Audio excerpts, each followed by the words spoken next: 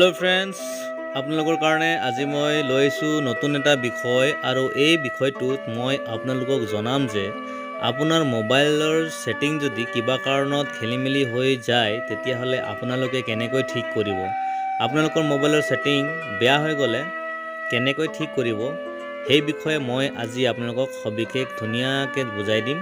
আৰু আপোনালোকে এই ভিডিওটো চাব স্কিপ নকৰিব ভালকৈ চাব আৰু পুৰা চাব আৰু সেই কাৰণে মই আজি আপোনালোকৰ ওচৰত এই ভিডিওটো লৈ আইছো আৰু ইয়াতে আপোনালোকে বুজি পাব যে মোবাইলৰ সেটিং যদি কিবা কাৰণত খেলিমেলি হৈ গৈছে বা বেয়া হৈ গৈছে তাক কেনেকৈ ঠিক কৰিব পাৰি আৰু মোবাইলৰ সেটিং খেলিমেলি হৈ থাকিলে আপোনালোকৰ মোবাইলত কাম কৰিবলৈ অসুবিধা হয় আৰু মোবাইলৰ সেটিংটো ঠিক কৰিবৰ কাৰণে এই ভিডিওটো আপোনালোকে চাই থাকিব আৰু এতিয়া আহক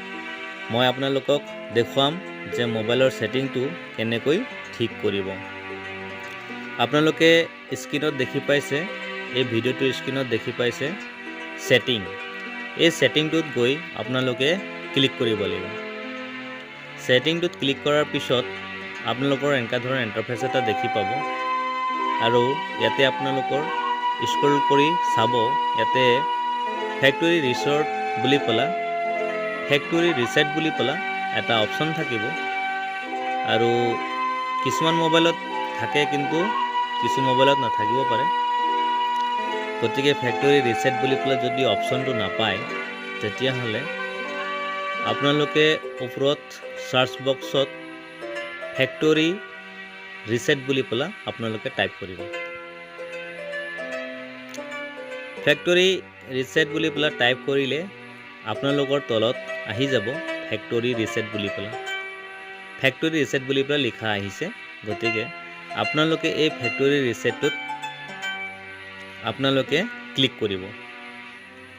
ক্লিক কৰাৰ পিছত আপোনালোকৰ এনেকা ধৰণৰ ইন্টাৰফেস এটা দেখি পাব ফ্যাক্টৰি ৰিসেট তাৰ পিছতে তলত দেখি পাব একাউন্টস তাৰ পিছতে কন্টেক্টস তাৰ পিছতে ফটোজ এন্ড ভিডিওস তাৰ পিছত এপস বেকআপস এসডি কাৰ্ড ডাটা আদাৰ আইটেমস on this device তাৰ পিছতে একেবাৰে তলত চাব আপোনাৰ ইৰেজাৰ অফ ডাটা বুলি কলা তলত লিখা আছে গতিকে হেতাতে আপোনালোকে ক্লিক কৰিব ক্লিক কৰাৰ পিছত আপোনালোকৰ এনেকা ধৰণৰ ইন্টাৰফেস আকৌ এটা আহিব তাৰ পিছতে ইয়াতে লিখা আছে বেকআপ আইটেমস ফাৰ্স্ট তাৰ পিছতে ইয়াতে আপোনালোকৰ লেফট সাইডত ফ্যাক্টৰি ৰিসেট বুলি লিখা আছে আৰু ৰাইট সাইডত নীলা বক্সত লিখা আছে বেকআপ আৰু আপোনালোকৰ ফটো ভিডিও বা কিবা যদি আপোনালোকৰ ডাটা আছে তেতিয়া হলে আপোনালোকৰ ডিলিট নোহোৱাকে প্ৰথমে আপোনালোকে বেকআপ কৰি ল'ব লাগিব আৰু এই বেকআপ বটনটোত আপোনালোকে ক্লিক কৰিলে যিমানখিনি সিস্টেমত আছে বস্তুবিলাক গোটেইখিনি আপোনালোকৰ ধুনীয়াকৈ থাকিব আৰু একো ডিলিট হৈ নাযায় এই বেকআপ অপশনটোত আপোনালোকে ক্লিক কৰিব তাৰ পিছতে ফ্যাক্টৰি ৰিসেটত ক্লিক কৰিলে আপোনালোকৰ মোবাইলৰ সেটিংটো পুনৰ আগৰ দৰে একেবাৰে গতিকে এতিয়া আপোনালোকে বুজি পালে যে বেকআপ কৰাৰ পিছত ফ্যাক্টৰি ৰিসেটত ক্লিক কৰিলে আপোনালোকৰ মোবাইলটো সেটিং একেবাৰে সম্পূৰ্ণকৈ ধুনীয়া হৈ যাব আৰু এই ভিডিওটো চাই আপোনালোকক যদি ভাল লাগে তেতিয়াহলে আপোনালোকে লাইক কমেন্ট সাবস্ক্ৰাইব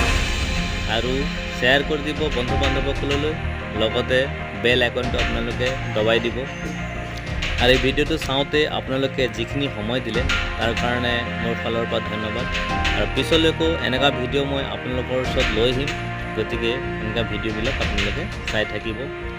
আৰু চোৱাৰ পিছত আপোনালোকে এই ভিডিওটো Please comment, like, share